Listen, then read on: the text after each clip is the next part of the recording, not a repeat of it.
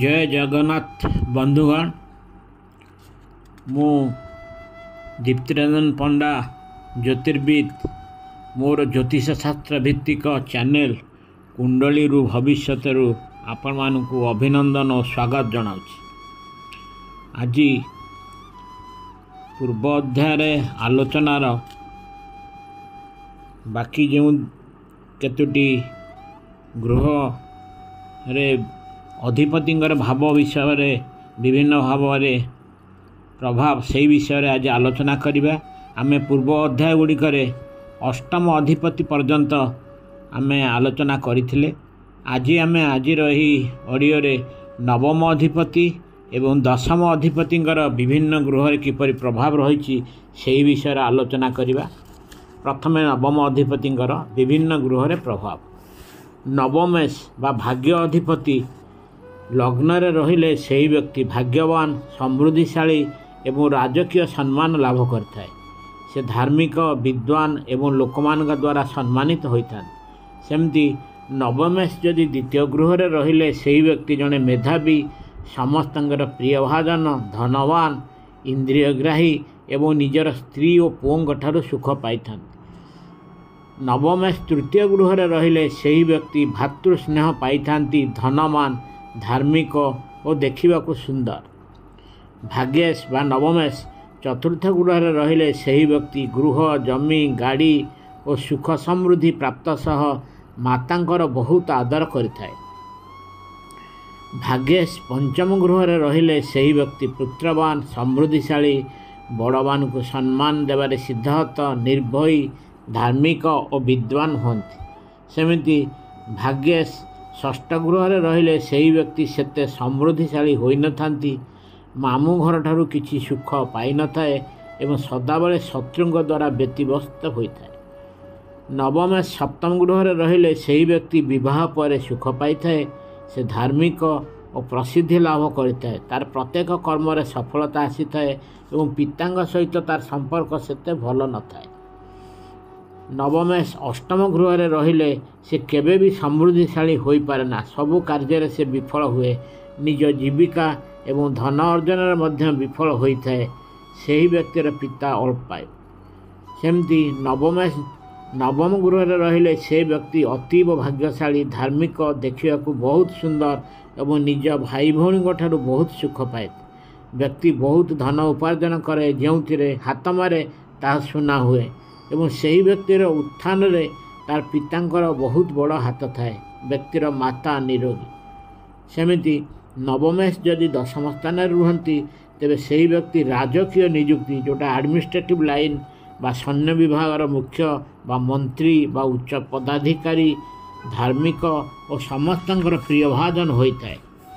सेमिति भाग्येश जदि एकादश स्थान रुहंती सही व्यक्तिर दिनकु दिन धन वृद्धि घटी थाए। बड़मान को सम्मान देवारे सिद्धहस्त धार्मिक और सबु कर्म रे कुशली एवं मेधावी। केवल मिथुन लग्न रे यार व्यतिक्रम घटी थाए कारण यही लग्न रे नवमेश शनि एकादश गृहर अधिपति मंगल दुईंकर शत्रु हेतु विपरीत फल घटी थाए। सेमिति नवमेश द्वादश स्थान रे रहिले सही लोक अभागा धार्मिक कार्य रे अजस्र पैसा खर्च करे एवं अतिथि मान को चर्चा करी से दरिद्र हो जाए।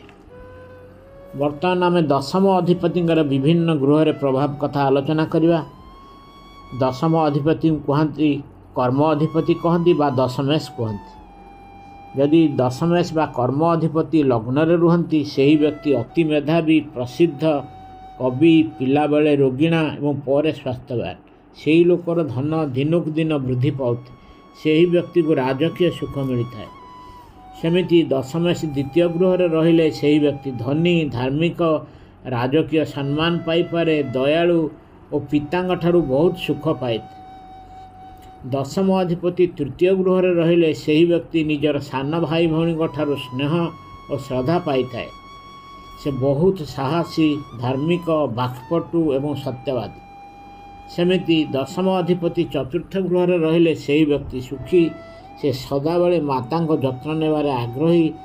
तांको भाग्य ज्ञान जमी कोठा थाए। से धार्मिक और धनवान। दशम अधिपति पंचम गृह रहिले से व्यक्ति विभिन्न प्रकार शिक्षा लाभ करने को आग्रही और अति मेधावी, सदा सुखी, धनवान, पुत्रवान और सत्यवादी।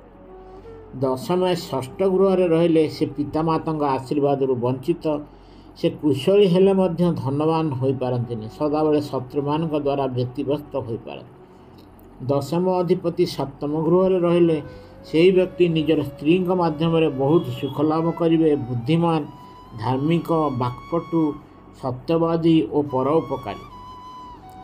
सेमिति दशम अधिपति अष्टम गृह रहिले से व्यक्ति भल काम निवृत्त रुहति, दीर्घायु एवं सदाबले अन्य को दोष दियंती।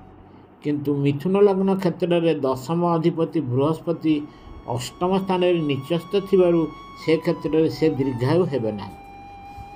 सेमिति दशम अधिपति नवम गृह रहिले से राजगुण संपन्न एवं राजांग परी मध्य सबु पाई थाए, साधारण व्यक्ति मध्य राजांग परी होइथाए। ए परिस्थिति से धनवान हेबा सहित संतान संतति ठारू सुख पाई थाए। दशम अधिपति दशम गृह रहिले से व्यक्ति ता कार्य करिवारे निपुण, सत्यवादी, साहसी और बड़ मान को भक्ति करे। सेमिति दशम अधिपति एकादश गृह रहिले से व्यक्ति धनवान, सुखी और पुत्रवान, से व्यक्ति मध्य धार्मिक, सत्यवादी एवं सदा हस हस। दशम अधिपति द्वादश गृह रहिले से व्यक्ति टिकस, जोरिमाना कि कौन सरकार दंड बाबद अर्थ व्यय करें, तार शत्रु भय थाए, कुशली होई मध्य अर्थ लाभ करें ना, सदाबले दारिद्र्यतार शिकार होता है एवं अर्थ कष्ट भोगुए। आज एतिकी परवर्ती अध्याय आउ दुईटी अधिपति विषय आलोचना करवा, एकादश अधिपति और द्वादश अधिपति विभिन्न ग्रह कौन प्रभाव। आज एतिकी। यदि आपण मानकु मोर ये ऑडियोटी भल लगी ताकू आगुरी सब्सक्राइब करनथिले एबे सब्सक्राइब करिया को अनुरोध। भल लगी लाइक करिवे एवं बहुल मात्रा शेयर करिवे। धन्यवाद। जय।